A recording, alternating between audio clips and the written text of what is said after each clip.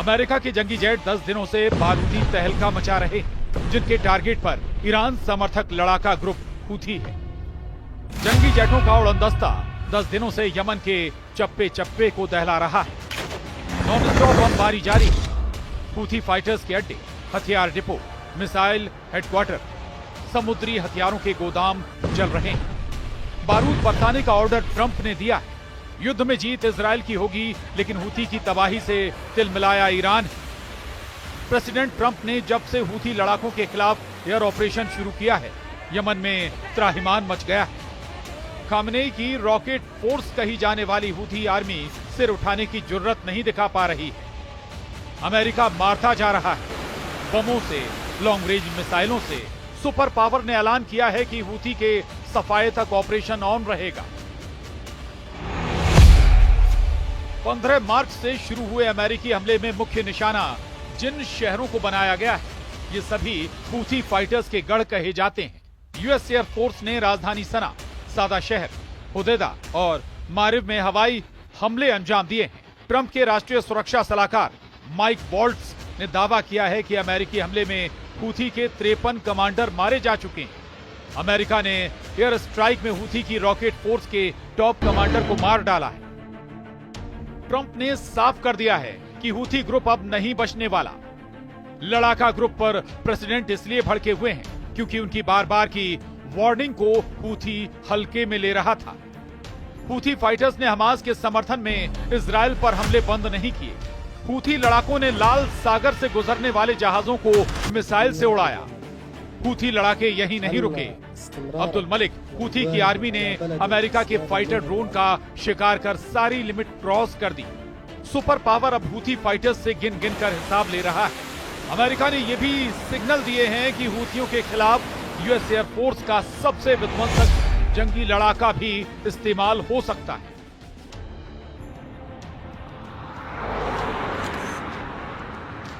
B-52 bomber ऐसा जंगी लड़ाका है जो अकेले दम से युद्ध का नतीजा तय कर सकता है।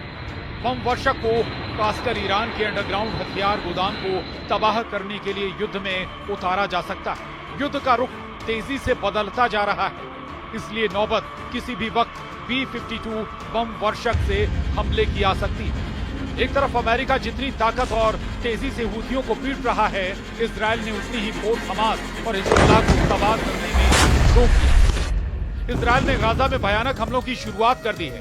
इजराइल आसमान से जितना बारूद बरसा रहा है, उतने ही जोरदार अंदाज में जमीन पर हमास लड़ाकों को दौड़ाकर मार रहा है। इजराइल का मेन टारगेट हमास की लीडरशिप में बचे चेहरों को चुनकर सफाया करने का है, जिसमें नेतन्याहू आर्मी को अच्छी कामयाबी हासिल हो रही है। इजराइल ने दावा किया है कि हमास कमांडरों ने अस्पतालों और स्कूलों को वॉर हेडक्वार्टर बनाकर गुरिल्ला युद्ध की शुरुआत की है, जिसका मुंहतोड़ जवाब दिया जा रहा है।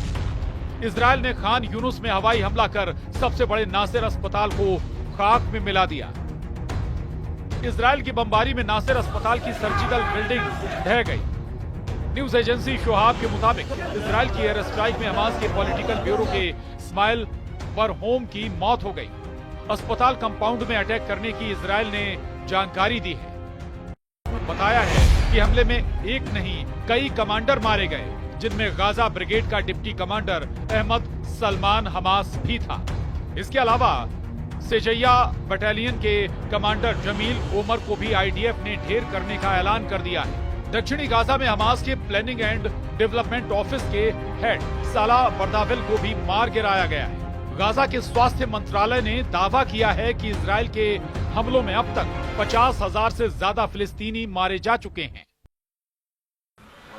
गाजा की तर्ज पर इजराइल हिजबुल्लाह के होश उड़ाने वाले हवाई हमले फिर से करने लगा है। ये लेबनान के टायर शहर में नेतन्याहू के बरसाए बमों के बाद की बर्बादी है। युद्ध विराम समझौते के बाद इजराइल ने अब तक की सबसे बड़ी एयर स्ट्राइक कर टायर सिटी को तबाह कर डाला है। इजराइल ने टायर में रिहायशी इमारत और बंदरगाहों पर बमबारी की। नबाती है कि टॉलाइन में भी मिसाइल धमाके किए गए। द येरूशलम पोस्ट के मुताबिक इजराइल ने नया वॉर डॉक्ट्रिन बना लिया है, जिसका मकसद ईरान समर्थक फाइटर ग्रुप का टोटल सफाया है।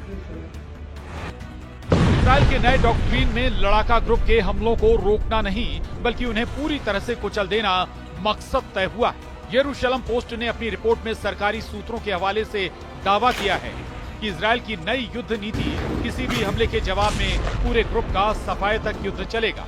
इजराइल ने ऐलान किया है कि हिजबुल्लाह के रॉकेट हमले का जवाब नसरल्लाह के उत्तराधिकारी नईम कासिम की मौत से लिया जाएगा। अब तक इजराइल की रणनीति हिजबुल्लाह के हमले का जवाब देने भर तक सीमित थी। हिजबुल्लाह के रॉकेट अटैक के बाद इजराइल हमले करता रहा। भारी तबाही मचाने के बाद इजराइल के हमले रुक जाते थे, मगर अब ऐसा नहीं होगा। नेतन्याहू आर्मी इसलिए लेबनान फ्रंट पर डटी हुई है। इजराइल के लड़ाकू विमान लेबनान में मंडरा रहे हैं, जबकि युद्ध समझौते में तय हुआ था कि फरवरी महीने में ही इजराइल लेबनान से बाहर निकल जाएगा।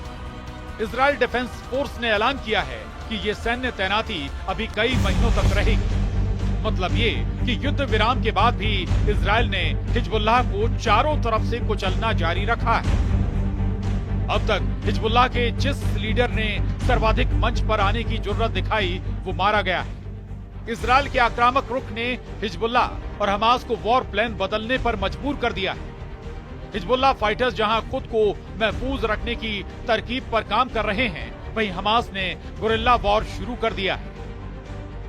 रॉयटर्स की रिपोर्ट के मुताबिक हमास लड़ाकों ने अल दालिस की मौत के बाद गुरिल्ला वॉर शुरू कर दिया है। हमास लड़ाके बचे हुए लंबी दूरी के रॉकेटों को फिर से जमा कर रहे हैं। हमास ने नेतृत्व परिषद मॉडल अपना लिया है। हमास की ताकत कम हुई है। हमास के पास हथियार की भी कमी है। हमास को नए लड़ाके भी नहीं मिल रहे हैं, लेकिन सभी फाइटर ग्रुप के बैकफुट पर जाने के बाद ईरान ने बड़ा एक्शन लिया है। खामनेई के रिवॉल्यूशनरी गार्ड्स ने खाड़ी में 3 ऐसी लोकेशंस पर विस्फोटक मिसाइलें तैनात कर दी हैं, जिससे अमेरिका और इजराइल दहल गए। ईरान ने दुश्मनों के लिए 600 किलोमीटर रेंज की बारूदी बाउंड्री खींच दी है।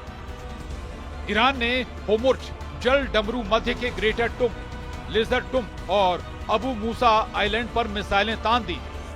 होमुर्ज की खाड़ी में मौजूद तीनों आइलैंड पर ईरान का साल 1971 से कंट्रोल है। दुनिया के लिए सबसे अहम शिपिंग रूट पर ईरान ने मिसाइलों की तैनाती कर मैसेज दिया है कि मिसाइल सिस्टम दुश्मन के ठिकानों, जहाजों और संपत्तियों को निशाना बना सकते हैं। रिवॉल्यूशनरी गार्ड्स कॉर्प्स के कमांडर अली रेजा तांगसिरी ने डायरेक्ट धमकी देकर कहा है कि शिपिंग रूट पर ईरान अभी और ताकत बढ़ाने वाला है। ईरान युद्ध की तैयारी में इजराइल से पीछे नहीं है। ईरान ने अमेरिका से टकराने के लिए भी ताकत जुटानी शुरू कर दी। ईरान रूस से एयर डिफेंस सिस्टम S-400 की डील फाइनल करने के मिशन में जुटा है। ईरान ने चीन से भी सैन्य समझौते कर लिए हैं। हाल ही में रूस और चीन ने ईरान के साथ मिलकर युद्ध अभ्यास भी किया है। वॉर रिहर्सल के बाद बीजिंग में हुई बैठक में रूस, चीन ने ईरान पर लगे प्रतिबंध हटाने की डिमांड भी रखी।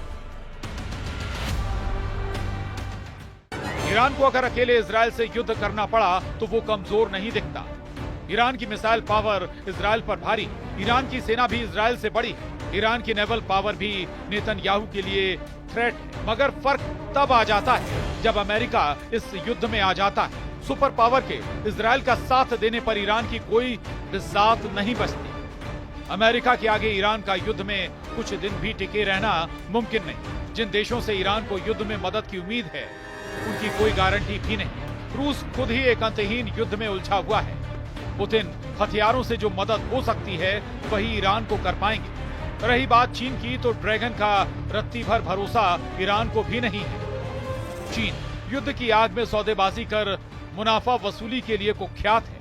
चीन के हथियार युद्ध में कितने कारगर हैं, इसे भी आजमाया नहीं गया है। चीन युद्ध अभ्यास के नाम पर जो बारूद की बर्बादी करता रहता है, उनसे किसी युद्ध के नतीजे निकल सकते हैं, इस पर संदेह जताया जाता है। ऐसे में ईरान के बचने का एक ही रास्ता है, वो है एटमी हथियार। ईरान अमेरिका से टक्कर लेने की जुर्रत तभी जुटा सकता है जब वो एटम बमों से लैस हो। न्यूक्लियर हथियारों का जखीरा भी 10 से 20 बमों का ना हो।